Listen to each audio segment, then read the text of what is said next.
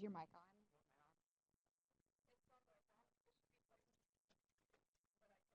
Okay. Hi, everyone.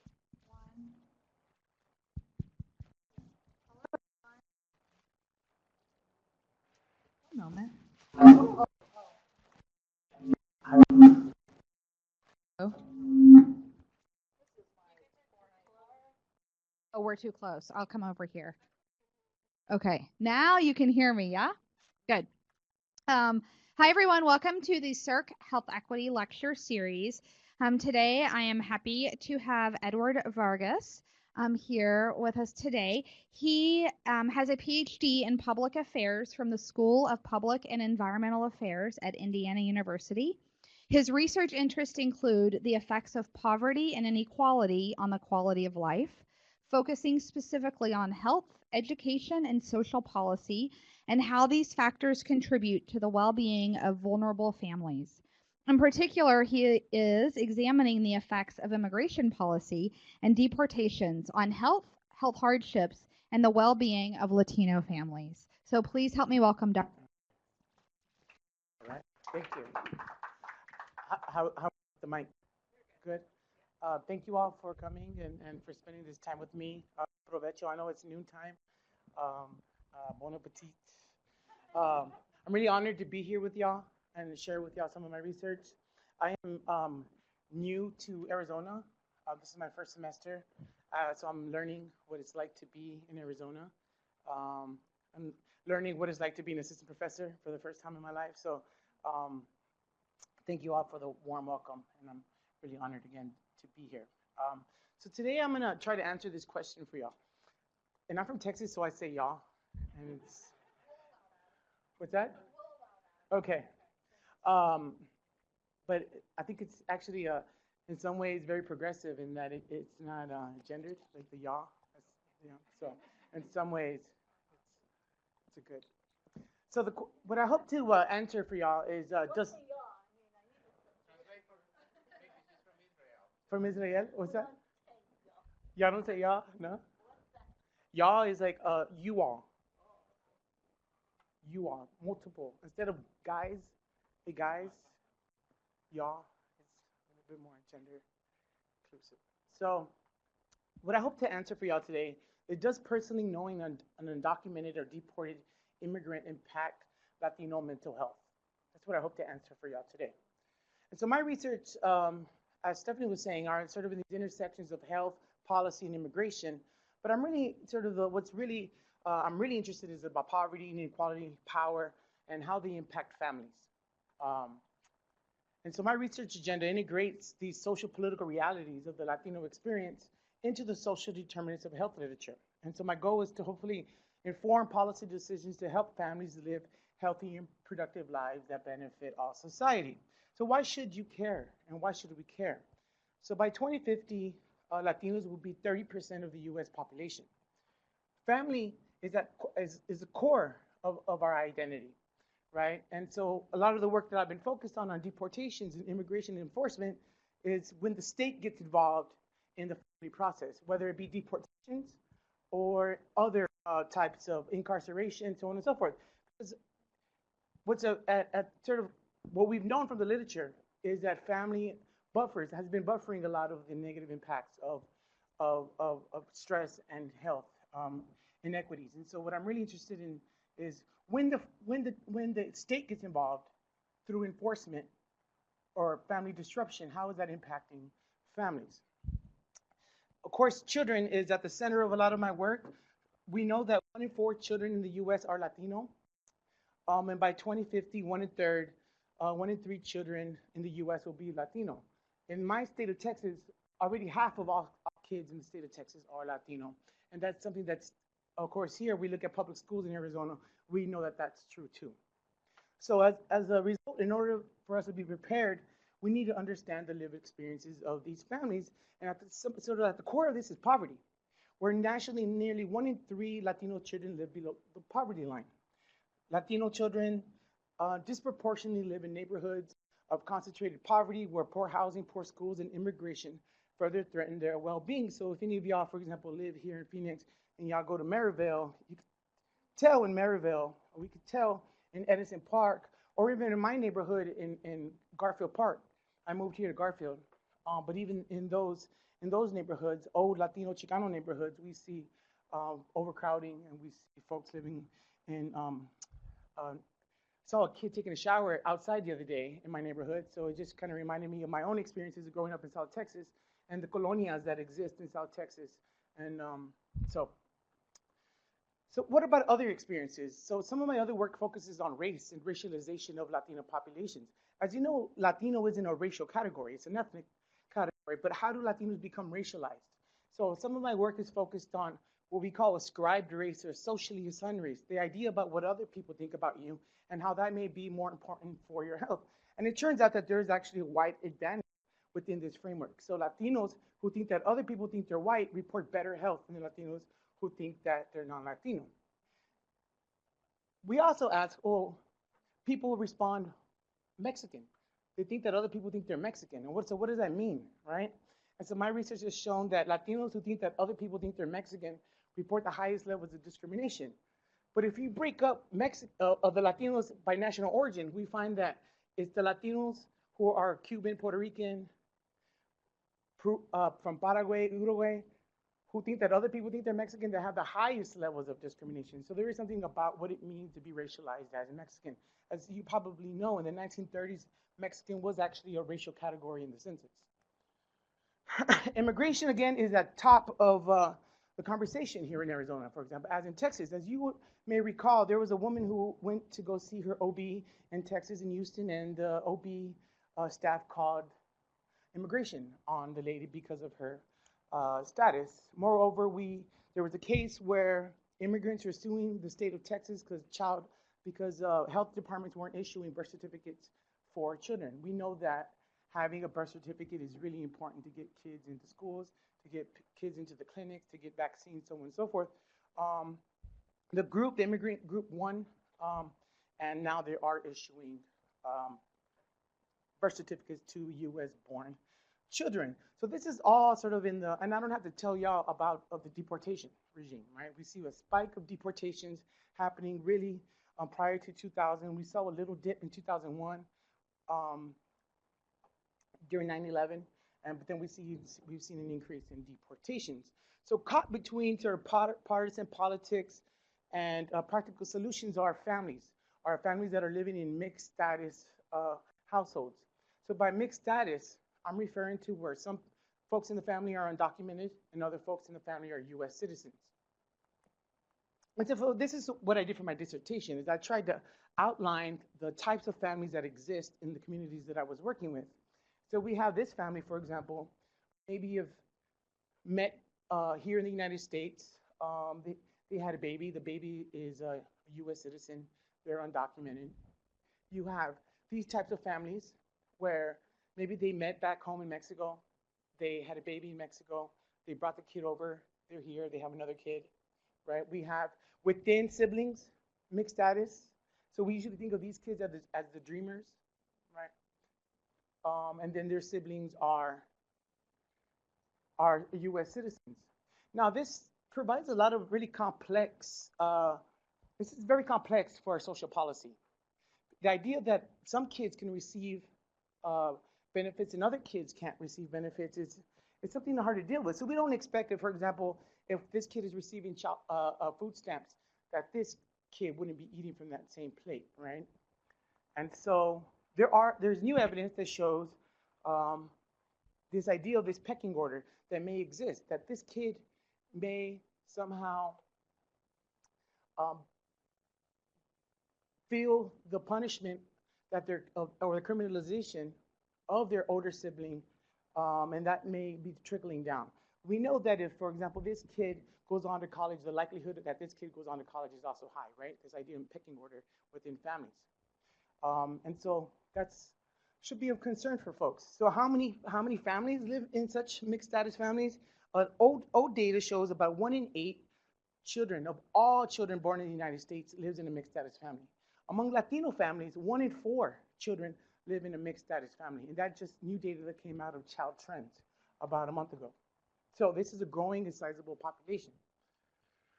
And so part of my work has been trying to document sort of the risk of being deported, what it's like to be living in the shadows. And so we created this living in the shadow measures that we asked folks, have you ever avoided any of these activities because you didn't want to be asked about your citizenship status?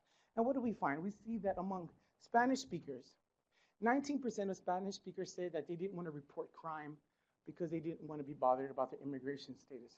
For us who are working in health space, 16% of the respondents said that they don't want to go see a doctor or a clinic because they don't want to be bothered about the immigration status. So this is concerning.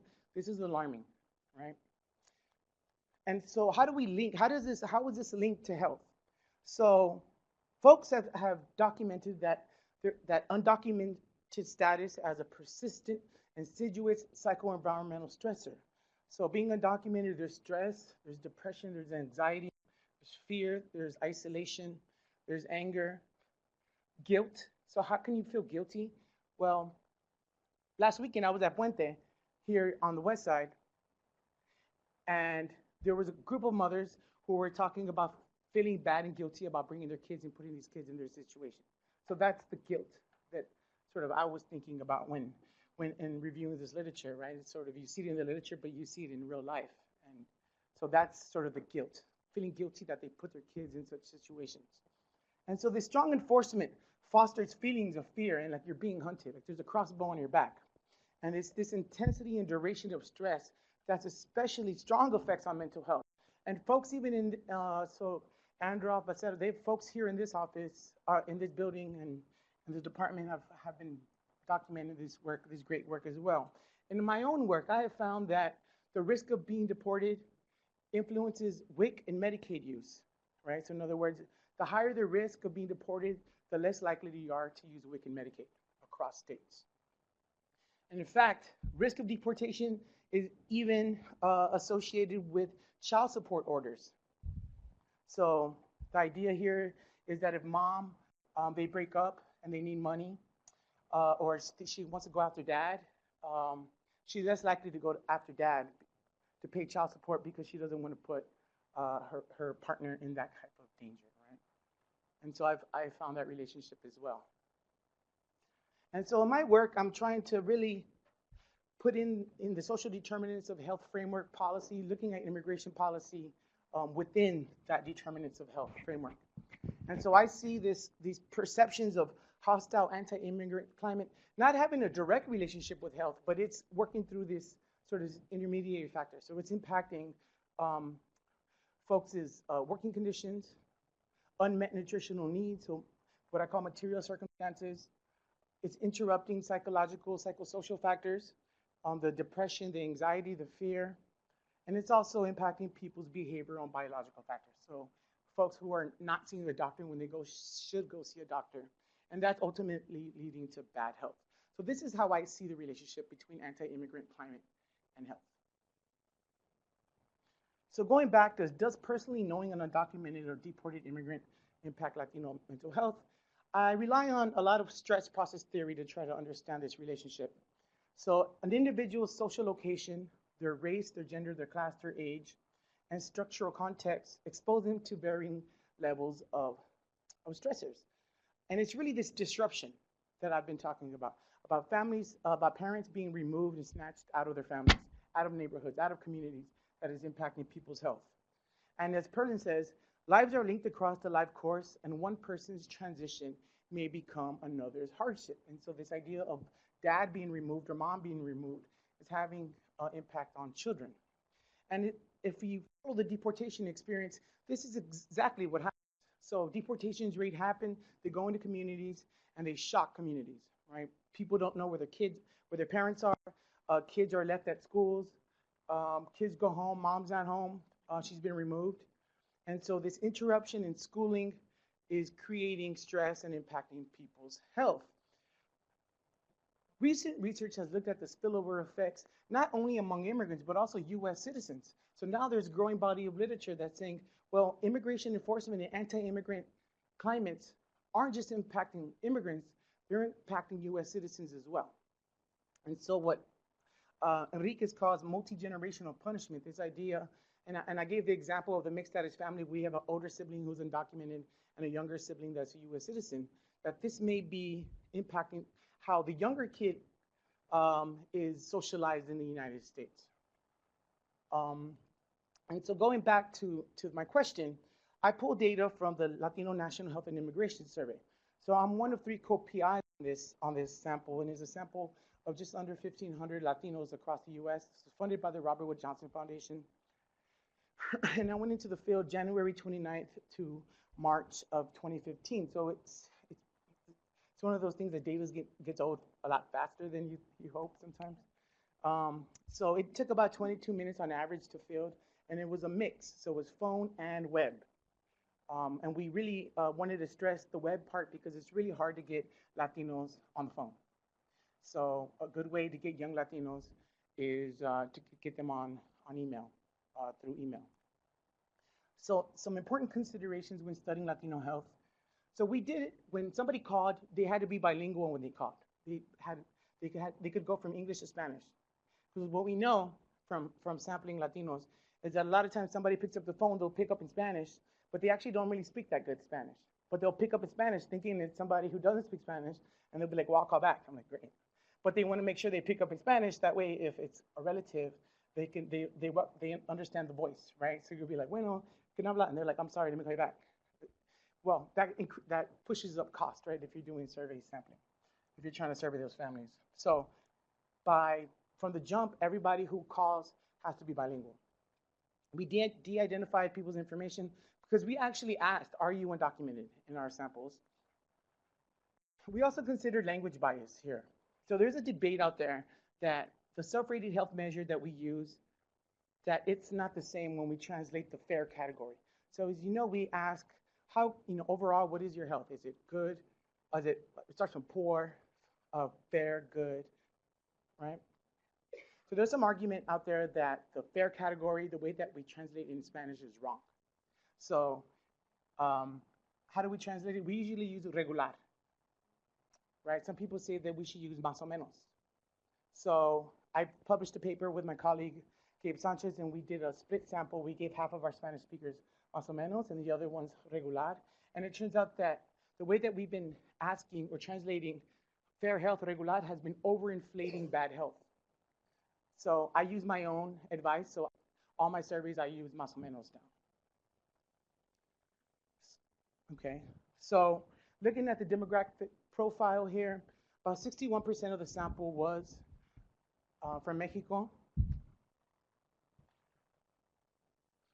Half of folks in our sample were married and were a bit younger, which is, in general, Latinos are younger, as we know. If we look at registered voters, they're a lot younger on average, 27, 28 for a male, as opposed to upper mid-40s for white males, so relatively younger. And so here's really what I'm interested in studying, these 3 mutually exclusive categories. If you're an individual, you either personally know somebody who's deported, you know somebody who is undocumented, but hasn't been detained or deported, or you don't know either. So in the models, in the data I'm going to show you, I'm going to be using this as a comparison. These are the 3 main categories. As an individual, you either know somebody that's been deported, you know somebody who's been undocumented, or you don't know either. And I'm going to compare knowing neither as the reference category. So what's the probability of reporting poor mental health if you know somebody who's been deported relative to not knowing either? What's the probability of reporting poor health if you know somebody who's undocumented and alone relative to knowing neither? And just a crosstab, about 60% of the sample personally knew somebody that was undocumented. Well, I'm not going to show the data, but the large majority of the folks that they know are people that are very close to them. So family.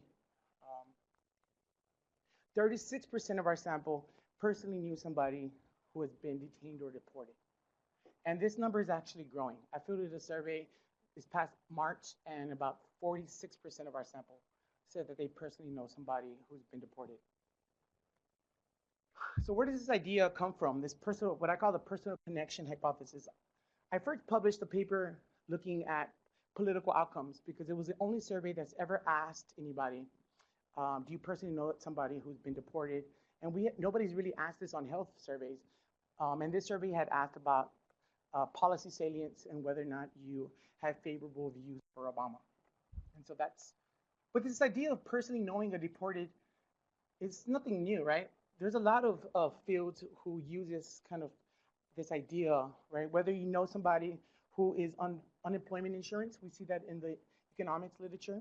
We know that that has implications for the House.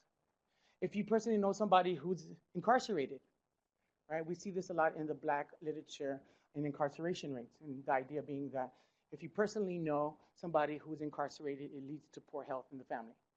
And it's specifically stronger if the person who's incarcerated is a woman. There are stronger findings there. And so here's my data analytic technique. So I run pretty simple logistic regressions looking at my main outcome here is mental health problems. And the way my proxy here is, in the past 12 months, did you think you needed help for emotional or mental health problems, such as feeling sad, anxious, or nervous? And this is a pretty general measure that's used in the Fragile Families. It's used in the California Health Survey. It's used in a lot of surveys. Sometimes they'll put in blue, feeling blue as well, or feeling depressed, but you can't translate feeling blue into Spanish. It doesn't, feeling azul, it just doesn't feel, it doesn't feel right. So again, they have to be culturally, if somebody told me, like, do you feel azul? No, I don't know. My main independent variables here, again, this personal connection to immigrants. So do you know somebody who's been deported? Do you know somebody who's undocumented? You don't know either. Then I have the total number of people that you know. And the idea being that the more people you know, the higher likelihood is that you will report poor mental health. And so about 25% of the samples said yes, they have issues related to mental health. This 25% is a little bit lower than what we see in national averages on this survey item. I asked this 2 weeks ago on another survey, and 46 people said that they had issues with mental health. Once I cleaned the data, about 39% of the samples said they personally knew somebody who had been detained and deported. 27 knowing someone undocumented. 34% knowing neither. Okay, and these are my covariates. But get to the main story here.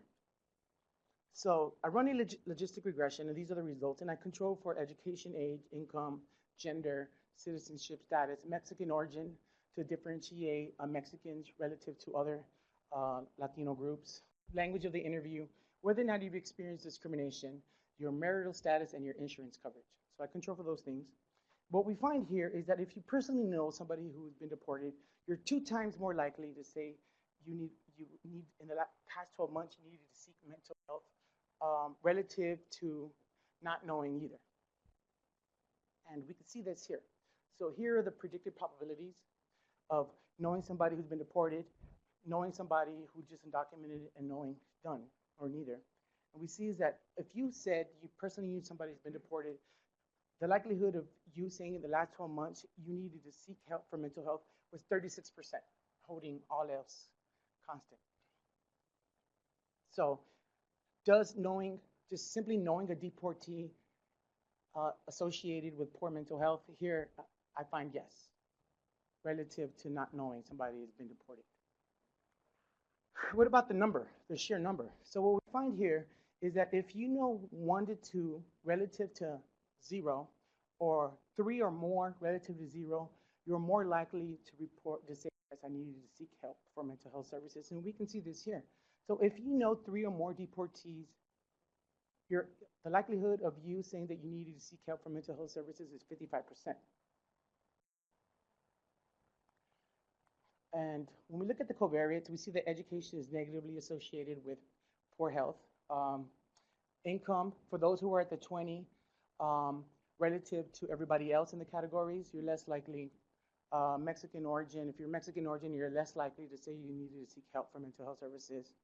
And if you've experienced discrimination, you're more likely to say that you needed to seek help for mental health services, which is what we find in the literature as well. We know that discrimination is highly associated with poor mental health.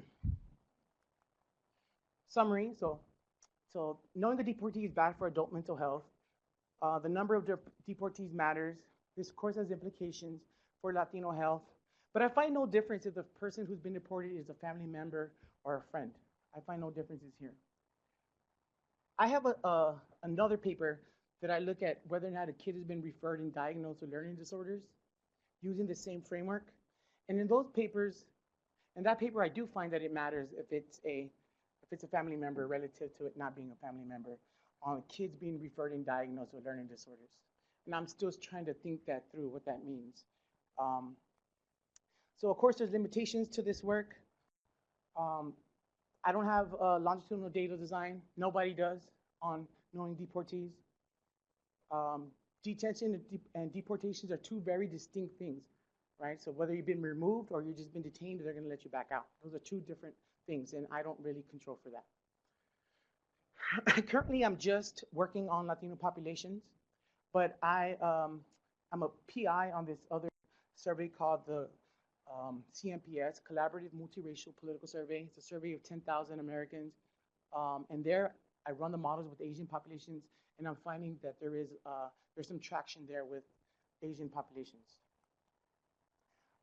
There's, of course, policy implications for this work, but I want to talk about the work that I have as well. So I showed y'all the association between knowing a deportee and mental health, and I told you that it's not a direct relationship. There's this mediary, there's things in the middle, all these things in the middle, and I've been basing it on stress. But as you notice, I didn't have anything on stress, right? Because I didn't ask that then. But in my some new data that I collected, and for lack of a better word, Latino Social Political Survey, that's what I call this survey. I asked individuals about knowing a deportee, but then I asked a bunch of questions about how the deportation impacted your life. And I'll show you that now. And so I filtered this in January 2015 to March 2017, so this is relatively new. A lot was happening during this time, right, with President Trump being in the office. And so I asked, of those who personally know somebody that's been deported, did that person's deportation create stress in your life? Did it impact your emotional well-being? Did it impact your financial well-being? Did it make you anxious? Did it make you depressed? Did it make you feel lonely or isolated? Did it make you angry? Did it make you feel guilty? Did it make you want to talk to a mental health professional? Did it cut off your emotional connection to that individual? Did it impact your romantic relationships? And did it interfere with your parenting? A lot of the attention on immigration has been on adults and children, right? But not about the family disruption piece, right? The family functioning piece. So just kind of, if we're thinking about this stuff, what do you think here would matter most for children's health? Anybody want to guess? Stephanie, what do you think? All of it? Parenting, right? Yeah. So it is actually parenting and impacting romantic relationships that matter the most for children's health here. I'm not going to show you all that. I'm still going to focus on adults, but that's just kind of where I'm going down the road. So I did a biplot principal components analysis where I take these variables and I basically stack them, their variance and covariance structure. And what we have here is the outcome of biplot of that principal components analysis. And the idea being that if variables are in a 90-degree angle, that means they're orthogonal or they're not related. But if the closer they are together, that means the more related they are, right? So for example, deportee impacted your parenting and romantic relationships. Those are very closely aligned constructs, right? Or and so we see some grouping here. So how does knowing a deportee impact your health if you're an adult? So these were their main variables that predicted poor health. If the individual said they wanted the person's deportation, wanted them to speak wanted them to speak to a mental health professional. If it made you depressed, if that person's removal made you depressed, if it created a stress in your life and it made you lonely. Of these factors here, these were the things that mattered most.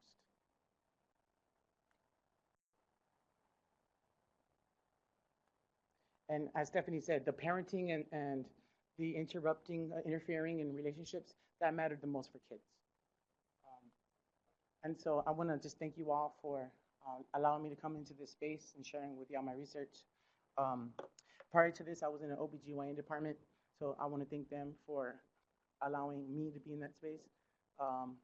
This ICHR Ahead grant that gave me the money to fill this last survey, and then the Robert Wood Johnson Foundation for allowing me to fill a co-PI on the Latino National Health and Immigration Survey.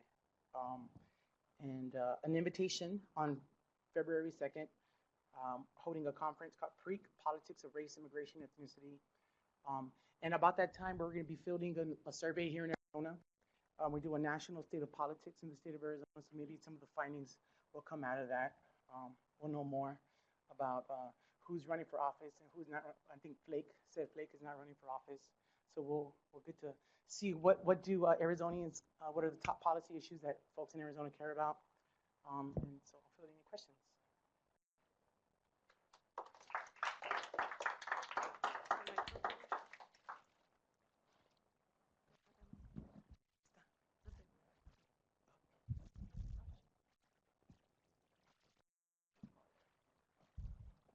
Hi.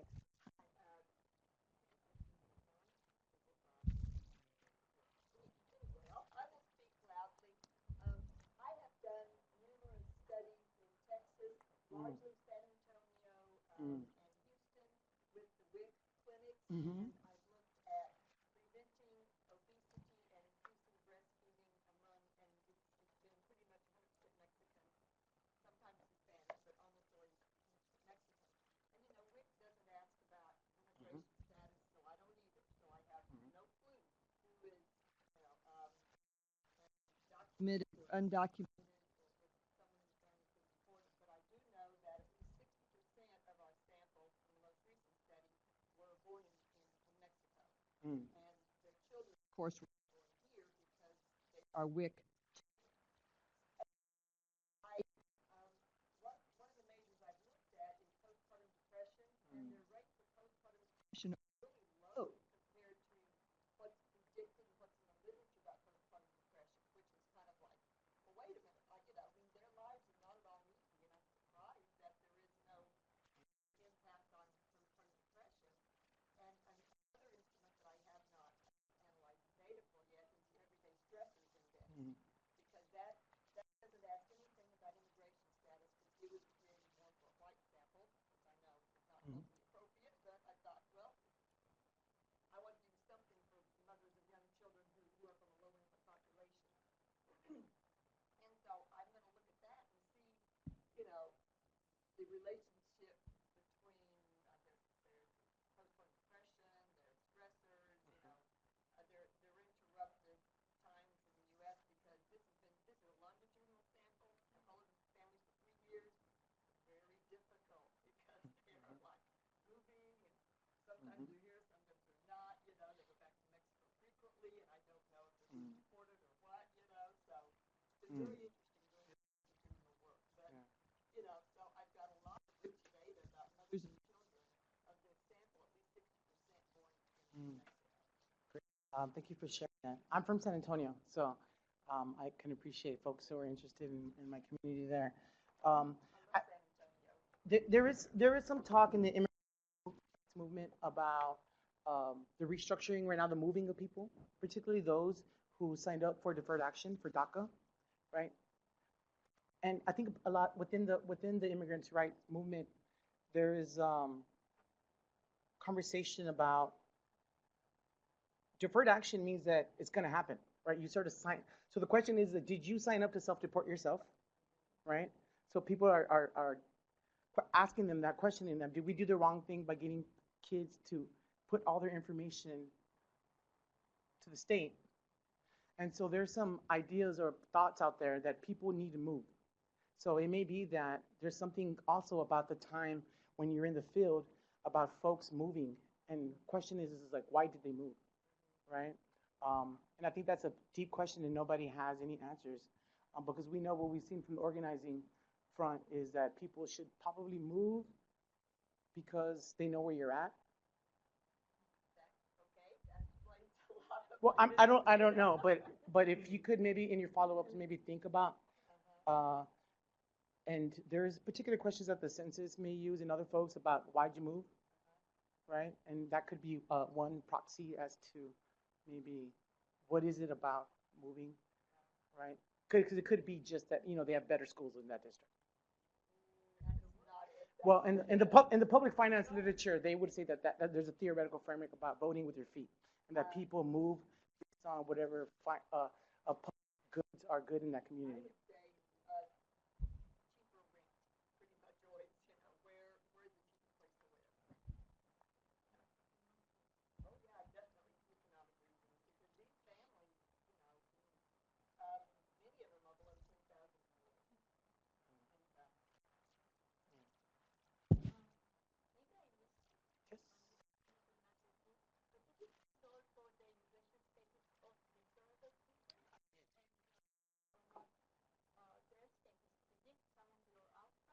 I did, and I've run. Yes.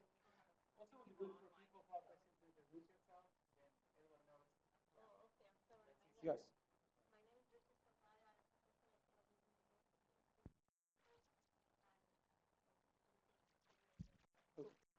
Okay. Well, welcome. There, me too. Like new here too. So it's yes, we do run models. I do run models, and I do sort of interactive models looking at citizenship status, and it does matter. And so those who are undocumented or closer to be deported in some ways, they had the highest likelihood of reporting for poor mental health. Um, so yes, and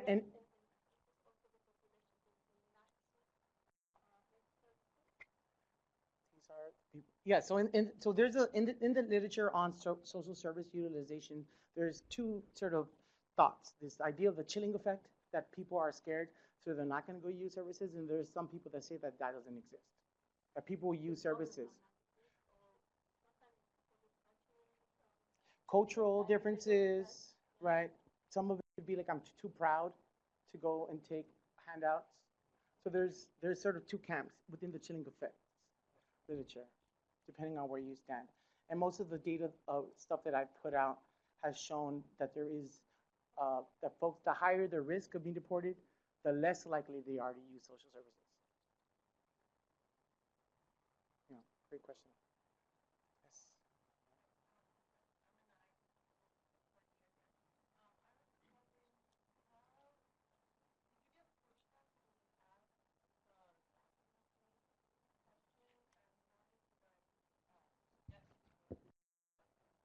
Yeah. Yeah, great. So one, we put it on the back of the survey, right? That's sort of like best practices because if you ask that up front, people are going to say, you know what, hang up. Um, but the way that we did it, because we tried to be as gain trust with folks, is we said, this one, we're not collecting this data for government services.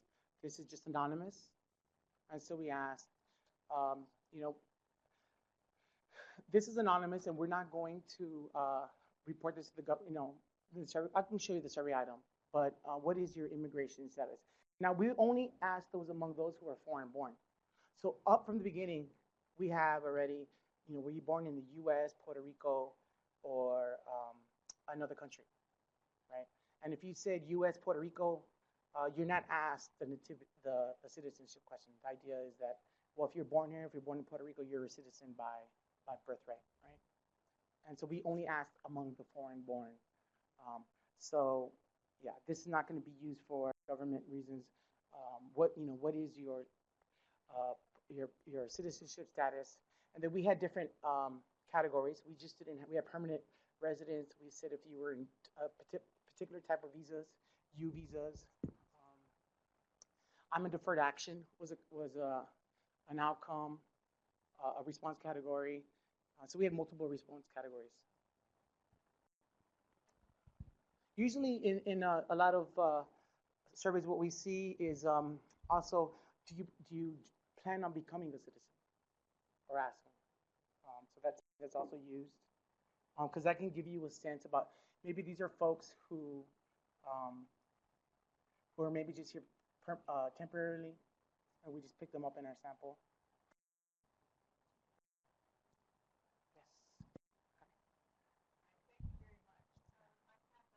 Yes.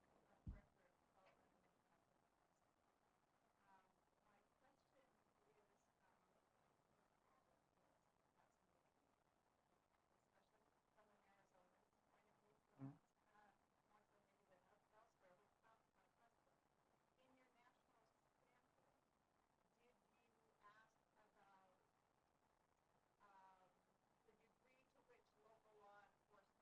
Mm.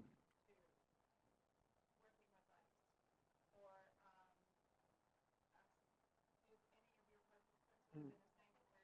Mm.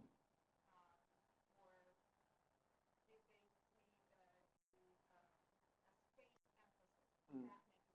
Mm. Great question. Great question. And so we did ask about sanctuary cities because those are the kinds of things that you can pull the contextual data and be able to code. And so we're thinking through what can we code ourselves, right? And but there is something about perceptions, right? People's perceptions. So we asked two questions. Do you think your state is favorable or unfavorable towards immigrants, right?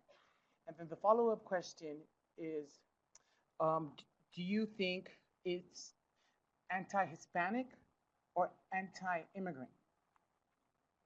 To try to sort out, is it about, or is it both? And so I recently published a paper in Journal of Health, Politics, Policy Review or something, and I could send it to you. But in that paper, we find that Latinos in this sample who think that the state is unfavorable are more likely to report poor physical health. So in other words, if you think your state is unfavorable towards immigrants, it's bad for Latino adult health and for the children. So within mixed status families. So there's another paper I published in the Journal of Health and Immigrant. They're gonna kill me. Anyway, I forget the names, but so it matters for both adults and it matters for children. Now, is it anti-immigrant, anti-Hispanic, or both? The both is anti-immigrant and anti-Hispanic is also associated with poor health, and the anti-immigrant piece associated with poor health.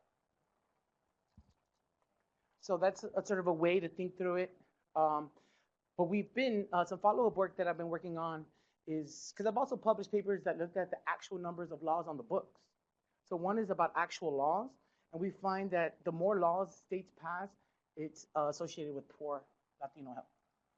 So there's the law piece, there's the perceptions of laws, right? There's this sort of risk of being deported piece. And so they're all, I'm sort of like coming at it in all different ways. And now the follow piece is like, well, is your perceptions and actual laws that are on the books, are those similar? Or are people over perceiving the anti-immigrant status of their space? So that kind of gets to that left-hand side of the social determinants of health framework. There's about these laws, these policies, right? State policy. Media coverage. Now, media coverage is a really hard thing to tackle because a lot of Spanish media is nationally syndicated. And so this individual who is in Siler City, North Carolina on a chicken farm is hearing the same news that a person in the middle of, what's that place in Arizona? San Luis? In our department, we have a bunch of camp kids. We have a camp program in transborder studies. So a lot of our kids, camp children, that it's for children who are children of migrant workers. They're coming from this community. So when the news comes on and we talk about deportations, usually it's broadcasted across the country. So you really don't have, if you start coding that kind of data, you have no variability. So that's kind of,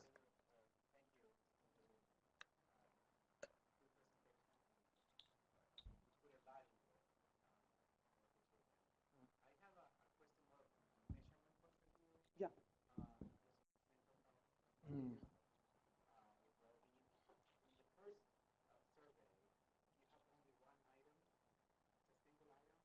For adult health, yeah. Mm-hmm. Mm-hmm.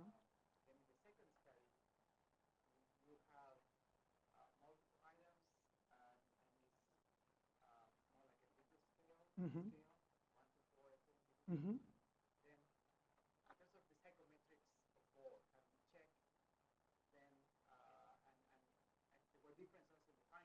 Mm-hmm. Right. Mm. Yeah. Yeah, great question. So in the new study, I have 3 or 4 other mental health questions. So I have the general stress type of questions. I have sort of a self-rated mental health, self-rated physical health, which is physical, and then I have this sort of in the last 12 months. And so part of it is, well, I'm thinking that these deportation is impacting, it's going to impact mental health a lot faster than it will the physical health. As you know, physical health, it takes a while for somebody to for it to get into your DNA, right? It's a cumulative process. It isn't something that you. So in some ways, I like this kind of measure because it's a snapshot of now, and I like that, right? Because some of I've tried to push stuff out about obesity, anti-immigrant climates, and obesity. They're like, no, you have like 1 year. It's not going to happen. Not this journal. So okay. But I understand the argument and that some things are cumulative and some things are snapshots, right? And so in this question, so I said I recently fielded this question again in September 12th to 20th, and I did the same thing. Here we saw 42% of people said yes here. So it's going up, and it's kind of a snapshot. And a lot of the questions leading up to this question are about Trump's deferred action programs. And so it's sort of a Trump type of questionnaire, but here it's spiked up. Now following, it's 42%. Now what was interesting that I hadn't done in the past is I followed up this question. So what'd you do about it? Right. It's one thing to say like in the last 12 months, I needed to seek help. But okay, you said yes. 42% are saying yes. But what'd you do? So other response categories of I talked to my friends about it. I actually went to go see a mental health professional.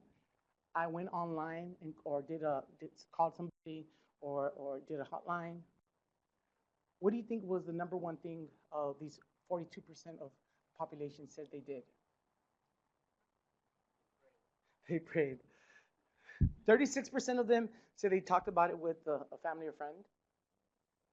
33% they did nothing. And then 28% said, which is actually high, said that they actually went in to talk to a counselor or psychologist. So in some ways, it's a very fuzzy mental health question, right? And most of y'all who study mental health, you're like, this is garbage. I can't believe this is being presented. But I do think that I didn't say that. I understand that, and I'm okay with that. I'll take one to the chin on that one. But I do think that it is tapping into something. It is tapping into something that's now, right? And as a policy person, I sort of now is what I'm interested in, and so um,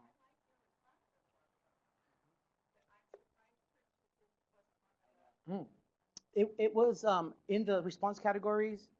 Um, I had online or what is it? The other one, call a hotline, and there was very small of folks who use the Latino sample here that called online like a hotline. Mm. Mm-hmm. Yeah, I should have asked it that way. Yeah, yeah. Or untraditional, or hmm. So this is kind of where we're at. Yeah.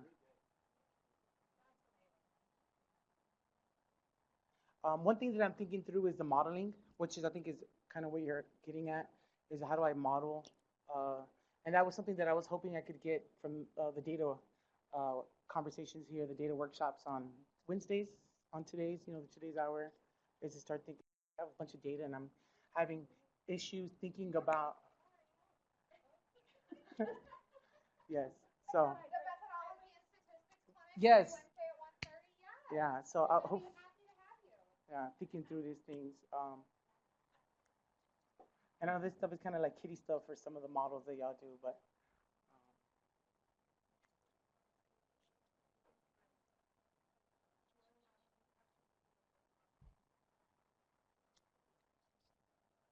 Any other feedback or questions for Dr. Vargas? For those of you in the SIRC Executive Council, this is part of the documentation process to become a faculty research affiliate. So you can come from this presentation today, and you can follow up with him if you have yeah.